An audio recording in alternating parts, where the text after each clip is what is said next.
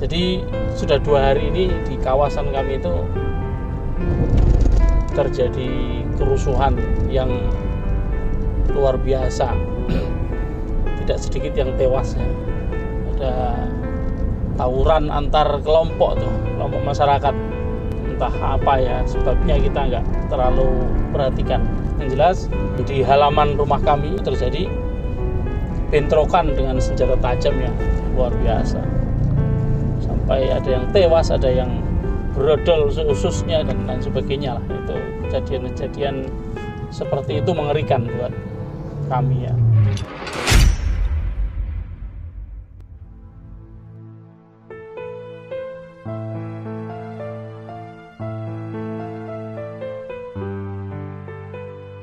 Halo, assalamualaikum warahmatullahi wabarakatuh. Selamat sore teman-teman, dimanapun anda berada, para pemirsa Sandikala ya. Apa kabar semuanya teman-teman? Mudah-mudahan sehat semua ya.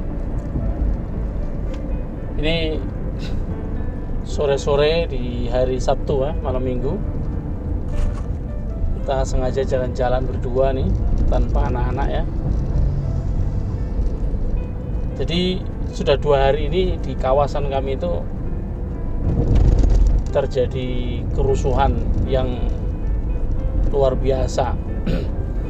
Tidak sedikit yang tewas ya. Ada tawuran antar kelompok masyarakat. Entah apa ya sebabnya, kita nggak terlalu perhatikan. Yang jelas di halaman rumah kami itu terjadi bentrokan dengan senjata tajam yang luar biasa.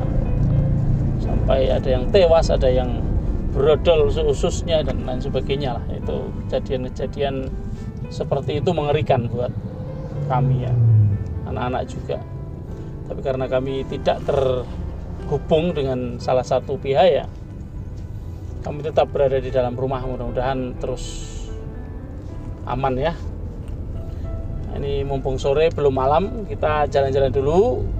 Ada satu keperluan, mengambil frame figura untuk sebuah lukisan pesanan Syekhun Al-Kiram Habibur Rahman As-Shirazi. Kebetulan saya memesan figuranya di tempat Ustadz Ghufron, agak jauh di Aji Barang Purwokerto. Jadi perjalanan 1 jam lebih, 1,5 mungkin. Jadi kita sambil ini ya, nanti kita akan teruskan shootnya di tempat Ustadz Ghufron ya. Ini lagi perjalanan di jalan-jalan yang berkelok. Coba perlihatkan jalannya seperti apa. Jalannya emang kalau malam di sini ini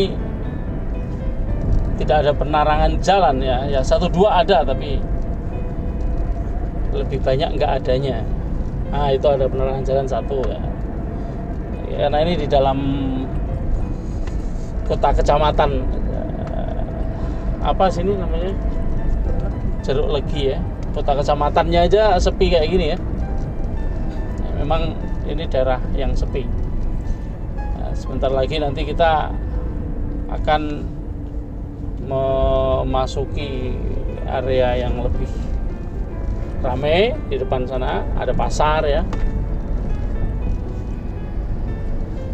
Jadi karena di tempat kami itu kan di tengah kota, dan kebetulan lagi kalau malam ini sudah dua kali, jadi kemungkinan ini malam ketiga masih terus nih bentrokan terjadi ya, karena memang anak-anak muda ya, yang sudah agak tua juga ada, tapi rata-rata anak muda. Mudah-mudahan nanti kita nggak sampai malam sehingga tidak menegangkan ya. Memang terasa tegang itu kalau malam hari. Pada berteriak ya. Terus ada yang menjerit juga kalau ada yang kena sabetan senjata tajam ya, begitulah kayak perang. Nah ini kita sudah sampai pasar Jeruk Legi. Di situ pasar desa Jeruk Wangi Wetan. Ini pasar yang sudah lama jadi sengketa juga tanahnya sama puskesmas ini. Sekarang mereka membangun puskesmas baru di tempat yang lain karena ini tanah ada sedikit sengketa dengan teman istri saya. Nanti saya nggak usah menjelaskan lebih banyak soal itu karena itu urusan orang lain.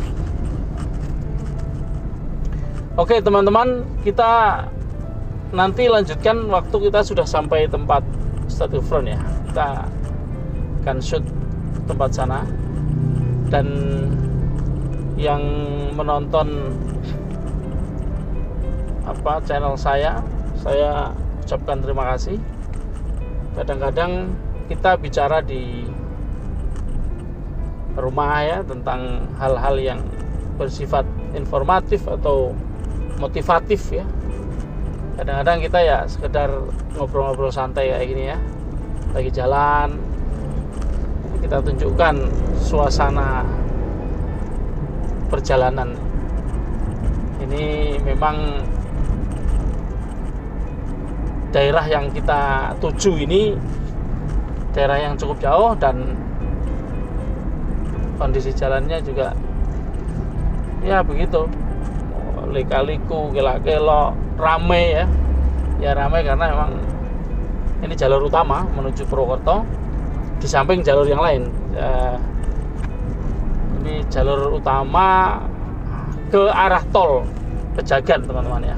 Kalau teman-teman tahu Pejagan itu daerah Brebes ya. Nah ini jalan utama dari Cilacap menuju ke sana itu lewat sini. Nah ini kita sampai ke pertigaan utama Jeruk Legi itu. Kalau ke kiri kita ke daerah Sidareja ya, Kendrungmangu, kemudian mana itu Kawunganten ya, teman-teman yang pernah dengar Kawunganten ya, inilah jalan ke sana. Dan ini sebelum dulu ada jalur tol di Pejagan, kita biasanya kalau ke Jakarta lewat jalur ini. Ini nanti keluar di Banjar sana, di Cukang Leles. Cukang Leles itu Wanareja. Sebenarnya Wanareja, tapi setelah Wanareja habis itu langsung Banjar. Akhir dari bagian barat Cilacap. Nah, sekedar informasi juga ini kalau terrealisasi tidak lama lagi nih Cilacap akan dibagi dua nih. Nanti ujung jalan ini Cukang Leles itu nanti sudah ke kabupaten, bukan lagi Kabupaten Cilacap tapi Kabupaten Majenang atau Cilacap Barat ya. Atau apakah nanti disebut Kabupaten Majenang atau Kabupaten Cilacap Barat, tapi yang jelas akan ada pemekaran dan ini sudah cukup ramai. Mudah-mudahan bisa terselesaikan dengan baik karena teman-teman di wilayah barat memang sudah lama menginginkan pemekaran itu terjadi. Pemekaran sebuah wilayah berarti juga adalah pemerataan ekonomi. Jadi kita mesti mendukung hal-hal seperti itu karena itu untuk kepentingan masyarakat banyak juga. Oke, nanti kita akan teruskan. Sementara sampai di sini dulu dan sampai sana nanti saya akan lanjutkan. Nah, ini kita udah masuk jalan menuju ke rumahnya Statue Front ya teman-teman ya. Nah, ini ada toko Eta ya. Ini kita belok kiri sedikit. Namanya Desa Pancurendang. Ini daerah Kecamatan Aji Barang, Kabupaten Banyumas ya. Jadi kalau kita nyebut daerah ini daerah Purwokerto tidak benar karena ini tidak masuk ke daerah Purwokerto. Purwokerto itu hanya kota administratif, yaitu tengah kota dari Kabupaten Banyumas, dan Purwokerto sampai sekarang masih sebuah kecamatan. Nah, sementara ini daerah ini adalah masuk ke Kecamatan Aji Barang, sama-sama ini masjid ya, sama-sama Kabupaten Banyumas. Beliau memang tinggal di sebuah kompleks madrasah MI Ma'arif NU Nahdlatul Ulama 01 Nur. Ini ada Masjid Nurun Najah Pancurendang ya. Nah, jadi beliau tinggal di sini. Kita akan turun.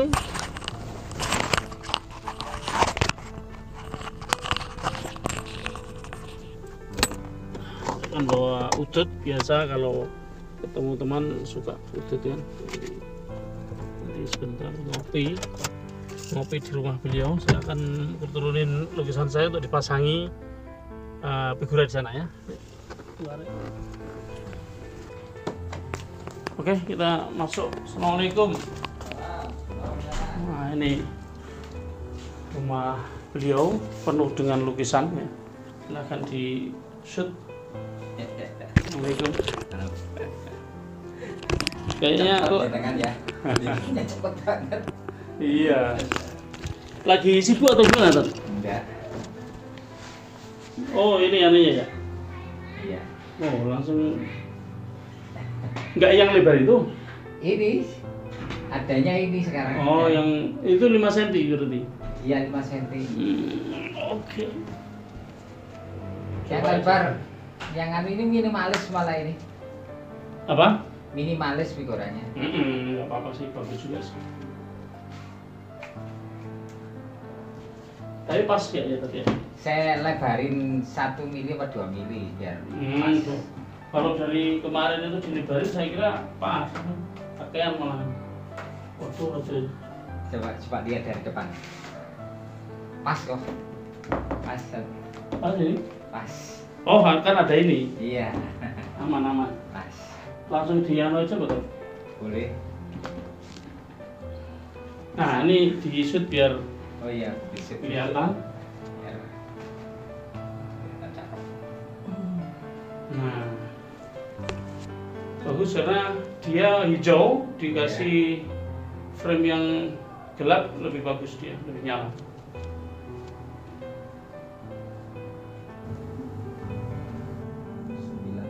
Persis. 95 berarti bagi 2 47,5.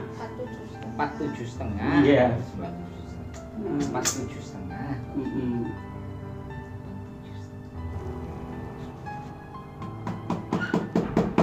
Kalau kali damar sih enak banget. Mantap. Jadi Pak empuk tapi keras. Tapi udah nggak wujud ini ya? Udah nggak wujud, nggak merokok apa gimana? merokok. Merokok saya merokok. Malah parah sekarang pakai linting barang. Oh alah. Kan temen sekarang buka zona linting itu. Oh Sedia baku macam-macam dari mana. Akhirnya kan tertarik. Pengaruh teman-teman. Pasti. Nah ini Ustadz Ghufran sedang memasang figura ya. Ada kanvas yang tadi saya bawa. Dan ini prosesnya seperti itu. Staplesnya nampaknya sulit karena kayu yang dipakai untuk span ram nampaknya kayu keras ini, tidak seperti biasa. Biasanya orang pakai kayu damar atau kayu albasia atau apa, ini sepertinya kayu bangkir atau kayu apa ini?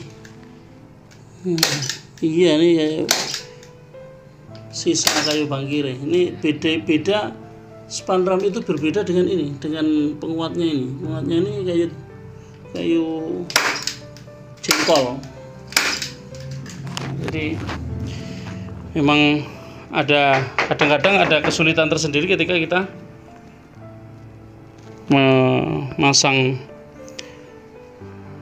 figura saat melihat span ramnya kayu keras, karena yang dipakai kan staples dan ini bukan staples yang menggunakan angin ya, ini manual dan pakai. Saya punya staples gitu tapi lebih kecil dan itu lebih besar tuh, jangan punya tuh lebih nggak kuat lagi punya saya. Itu aja masih agak mental-mental dikit tuh, tapi tidak apa-apa, saya kira diulang-ulangi nanti kan banyak juga yang bisa masuk. Nah oke, kita akan tunggu selesai, nanti kita lanjutkan shootnya ya teman-teman ya. Nah ini hasil lukisan yang sudah di figura. Habis ini nanti kita akan packing bareng Ustadz Ghufran ya. Tuh orangnya tuh. Nah, ini pelukis kaligrafer nomor 1 ini di Purwokerto ini. Tuh, kaligrafi dia banyak dan karakternya memang bebatuan nih. Jadi kalau saya bilang saya muridnya beliau itu ya memang serius, bukan gawe-gawe. Walikan.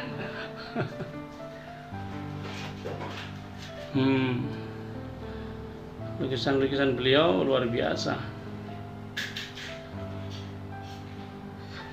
Dan dari tadi yang nyuting istri saya tuh ada di sana tuh. Oke, kita lanjutkan packing ya. Nah, ini Cukup ya? cukup.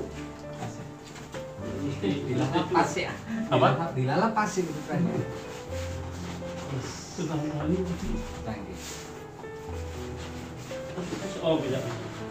Pas banget tuh. Pas banget. Pas banget tadi tinggal yang bawah Ya, ya. tinggal ini.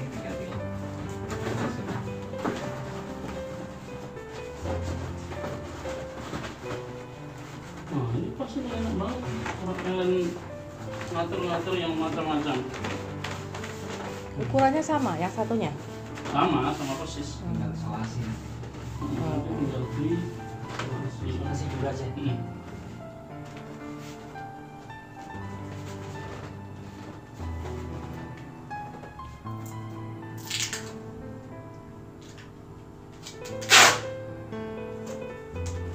Gantol. Sekarang balik.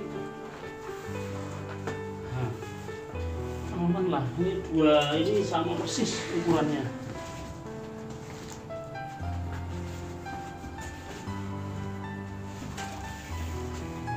Kalau jadi pakai kayu kemarin jenengan berat ya, berkat kiloan. Kiloannya lebih gede.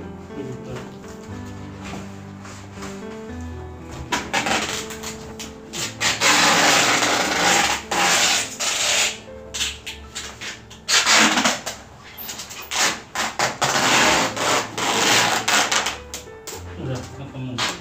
Di tali plastik raffia udah selesai. Ini yang depan mana, belakang mana nggak tahu. Ini yang depannya ini, yang depan ini. Sini ya kayaknya. Yang belakang yang nonjol ini kan. Ini kan. Oh iya, Ini kan benar. Nonjol anunya, span. span-spannya. Piye ngono.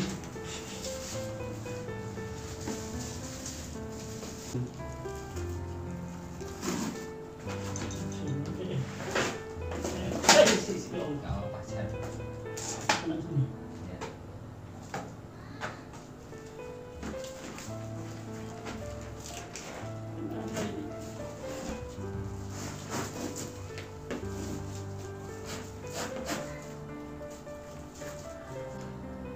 Ya udah, itu aja nanti di palang-palang tengahnya.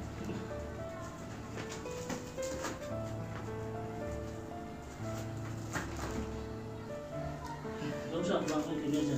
Tunggu jalan masukin. Slot ke tengah. Begini kan udah kenceng.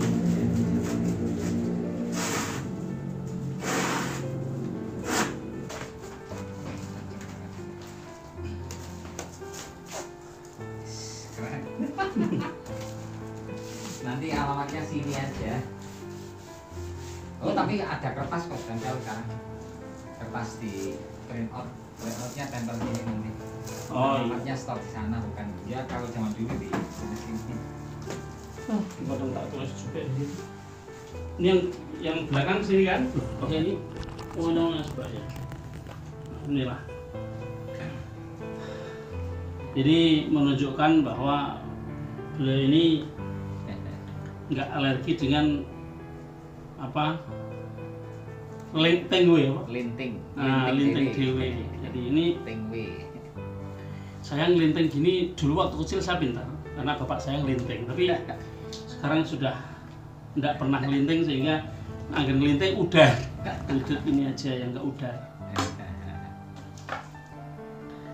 Dan ini kemeringat banget loh karena Cuacanya dia mau hujan.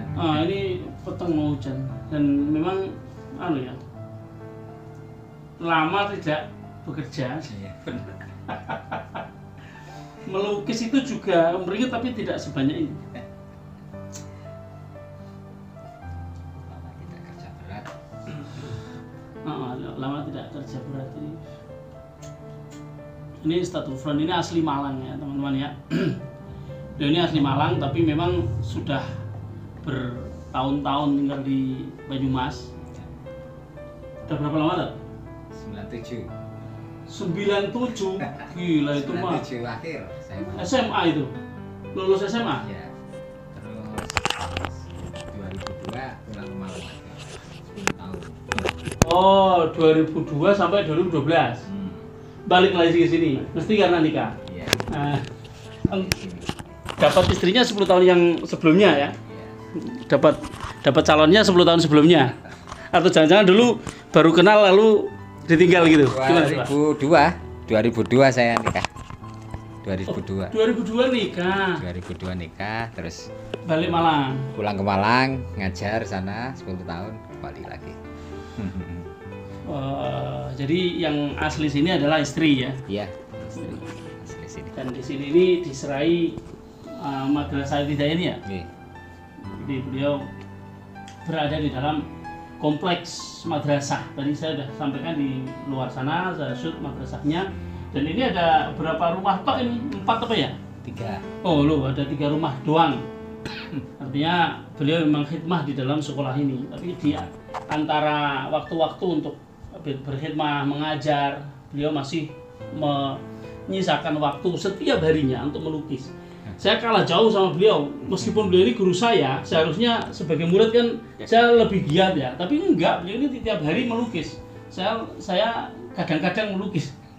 Jadi salah satu murid yang enggak bisa istiqomah seperti gurunya. Nah, biasanya satu lukisan diselesaikan berapa hari, Tat? Saya kalau yang ukuran 4 kali 50, 40 kali 50 paling ya 2 hari. 2 hari aja. Ya, 2 hari. Kalau yang di